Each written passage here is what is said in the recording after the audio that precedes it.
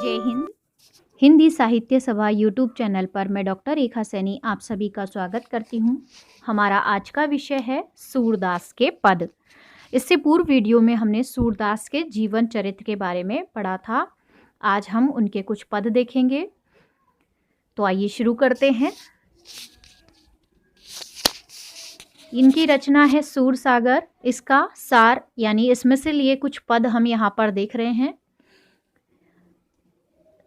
ऊधो अखियां अति अनुरागी, एक टक मग जोवती अरु रोवती, भूलऊं पलक न लागी, बिनु पावस पावस करी राखी, देखत हों विद्वान, अविध्यों कहा कियो चाहत हो, छाड़ो निर्गुण ज्ञान, तुम हो सखा श्याम सुंदर के, जानत सकल सुभाई, जैसे मिले सूर के स्वामी, सोई करऊ उपाय। देखिए कितनी अच्छी बात कही है। जब गोपियां विरह पीड़ित हैं, अर्थात जब श्री कृष्ण मथुरा चले जाते हैं और गोपियां ब्रज में रह जाती हैं, तो वे विरह के कारण इतनी व्यथित हैं। उस समय श्री कृष्ण उन्हें ज्ञान का उपदेश देने के लिए उद्धव जी को ब्रज में भेजते हैं।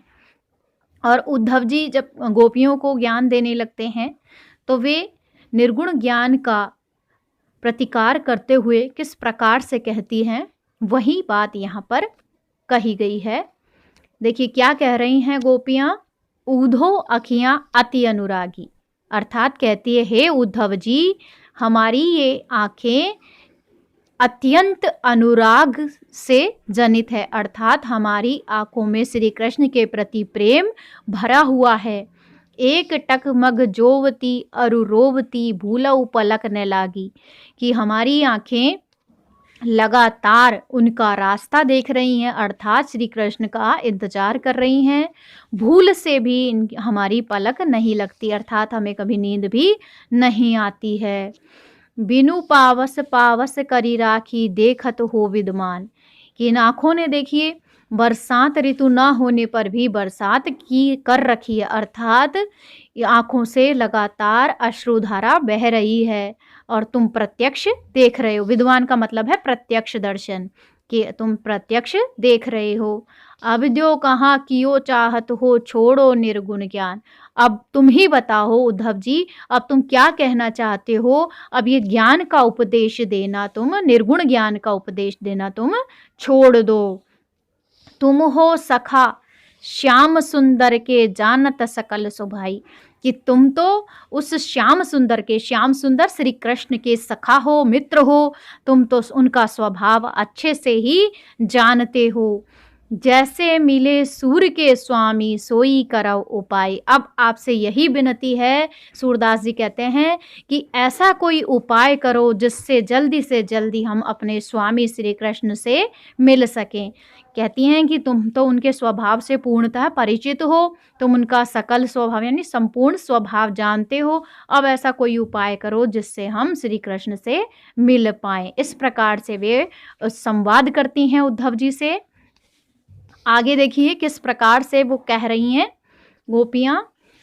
उपमा नैन एक न रही, कवि जन कहत कहत सब आए, सुधि कर नाही कही, कही चकोर विदु मुख बिनु जीवत, भ्रमर नहीं उड़ जात, हरिमुख कमल कोश विचुरेते, ठाले कथ ठहरात, ऊधो बदिक व्याध है आए, मृग सम क्यों न पलात, भागी जाहि बन सघन श्याम मैं, जहाँ न को घात, खंजन मन रंजन न होइए, कबऊ नहीं अकुलात, पंख पसारि न होत चपल गति, हरि समीप मुकुलात, प्रेम न होई कौन विधि कहिए, झूठे ही तन आड़त, सूरदास मीनता कछु एक, जल भरी कबऊ न छाड़त। यहाँ पर भी उन्होंने विरह की अभिव्यंजना की है कि किस प्रकार से नेत्रों, जो नेत्र हैं विरह जनित हैं, तो गोपियाँ कहती हैं कि इन नेत्रों को अब कोई उपमा भी नहीं दी जा सकती, अर्थात इन्हें किस प्रकार से उपमा दी जाए, इनके लिए तो सभी उपमाएं ही व्यर्थ हो गई हैं। किस प्रकार से कह रही हैं, उपमा एक न रही, अब कोई उपमा भी इनके लिए उचित नहीं रही। कवि जन जन कहत सब आए सुधि कर नाहि कही, कि इतने कवि कहते कहते आए हैं लेकिन किसी ने सोच कर समझ कर नहीं कहा। नेत्रों को देखिए कमल की उपमा दी जाती है, भंवरे की उपमा दी जाती है, चकोर की उपमा दी जाती है, परंतु ये इतने कवियों ने जितनी भी उपमाएँ दी हैं, उनमें से एक भी अब उपमा उपयुक्त नहीं रही है। कही चकोर विदु मुख बिनु जीवत भंवर नहीं उड़ जात, कि कोई तो इन्हें चकोर कहता है। चकोर चंद्रमा को देखकर ही जीवित रहता है, अर्थात उसको देखे बिना चकोर जीवित नहीं रह पाता। परंतु ये नेत्र चकोर होते हुए भी श्री कृष्ण का मुख देखे बिना जीवित हैं, अर्थात ये उपमा भी इनके लिए व्यर्थ है, अर्थात चकोर की उपमा भी इन नेत्रों के लिए व्यर्थ है। भ्रमर नहीं उड़ जात, और यदि इन्हें भंवर की उपमा दी जाए तो वह भी उचित नहीं है, क्योंकि भंवर यदि है तो इन्हें उड़ जाना चाहिए था। हरिमुख कमल कोश विचरे थे ठाले कत ठहरात, और यदि ऐसा था भंवर हैं तो हरि यानी श्री कृष्ण के मुख रूपी कमल कोश से उछड़ने के बाद ये व्यर्थ ही ठहरे हुए हैं, अर्थात यहीं पर विद्यमान है, ये नेत्र कहीं गए नहीं। इसका मतलब ये जो भंवरे की उपमा इन्हें दी गई है ये भी व्यर्थ है, अर्थात भंवरे की उपमा भी इनके लिए व्यर्थ है। ऊधो बधिक व्याध है वे आए मृग सम क्यों न पलात, उद्धव जी आप एक शिकारी के रूप में आए हैं, यदि इन नेत्रों को मृग की अर्थात हिरण के समान माना जाए तो ये क्यों यहाँ से पलायन क्यों नहीं कर जाते। पलायन अर्थात भाग जाने चाहिए थे, परंतु ऐसा भी नहीं हो रहा है, ये अपने स्थान पर रमे हुए हैं।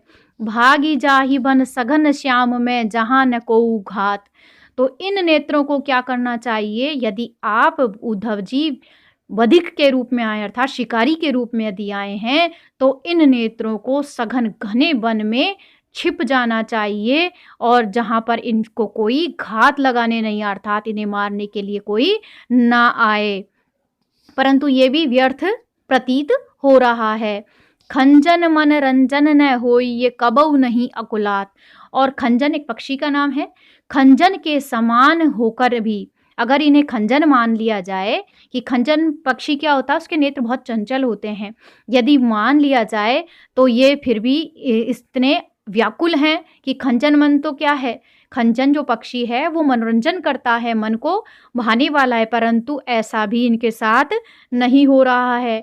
पंख पसारी न होत चपल गति हरि समीप मुकुलात, पंखों के प्रसारित होने पर भी, पंखों को प्रसार कर भी ये चपल गति नहीं हो रहे हैं, अर्थात कहने का तात्पर्य है कि ये पक्षी अगर इन्हें मान लिया जाए खंजन पक्षी तो ये अपने पंखों को फैलाकर भी चंचल नहीं हो पा रहे हैं, और हरि से मिलने के लिए, हरि से मुलाकात करने के लिए अर्थात श्री कृष्ण से मिलने के लिए, उनके पास जाने के लिए व्याकुल हो रहे हैं। तो ये जो उपमा दी गई है पक्षी की तो ये भी इनके लिए व्यर्थ ही ठहरती है।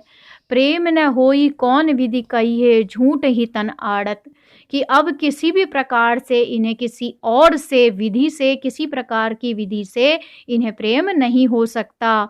झूठ ही तन आड़त, ये झूठ ही कहा है कि ये तन में बसे हुए हैं, अर्थात कहने का तात्पर्य है कि यदि ये कहा जाए कि श्री कृष्ण के प्रति इनके मन में प्रेम है तो फिर ये अपने इस तन में क्यों अभी तक बैठे हुए हैं।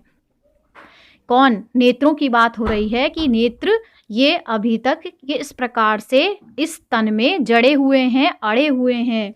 सूरदास मीनत कछु एक जल भरी कबहू न छाड़त, सूरदास जी कहते हैं कि असली प्रेम तो कौन करता है, मीन अर्थात मछली, जो जल को कभी भी छोड़ नहीं सकती, अर्थात मीन यानी मछली जल से अत्यधिक उसका प्रेम है, प्रगाढ़ता है, इसलिए वो कभी भी, अगर ये कहा जाए कि मछली के समान इनकी आकृति है तो यह भी व्यर्थ है, क्योंकि मछली कभी जल को नहीं छोड़ सकती, और यहाँ पर तो ये स्थिति अलग ही हो रही है क्योंकि जल लगातार नेत्रों से बहे जा रहा है। तो इस प्रकार से कोई भी उपमा दी जाए नेत्रों के लिए सभी उपमाएं व्यर्थ हो रही हैं।